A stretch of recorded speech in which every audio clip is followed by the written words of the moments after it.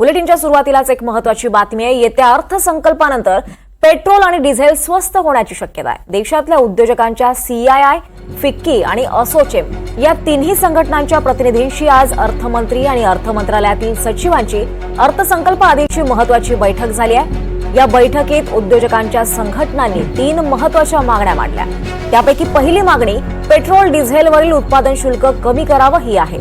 त्याचप्रमाणे 20 लाखांपर्यंत वार्षिक उत्पन्न असणाऱ्यांवरील आयकराचं ओझं कमी करण्याची मागणीही यावेळी उद्योग संघटनांनी केली आहे। अर्थसंकल्पात या मागण्यांवर सकारात्मक विचार झाला तर महागाई कमी होण्यास मदत होईल। शिवाय मध्यमवर्गीयांवरील कराचं ओझं कमी झाल्यास अर्थव्यवस्थेतील मागणी वाढण्यास मदत होईल। पर्यायानं विकास दर वाढीला चालना मिळेल असा तर्क उद्योग संघटनांनी दिलाय। केंद्र सरकार पेट्रोल आणि डिझेलवर तब्बल 21% उत्पादन शुल्क आकारतं। उद्योजकांच्या संघटनांनी केलेल्या मागणीनंतर केंद्र सरकारनं 5% कपात करायचं म्हटलंय। तरी पेट्रोल आणि डिझेल कमीत कमी 5 रुपये स्वस्त होऊ शकतं।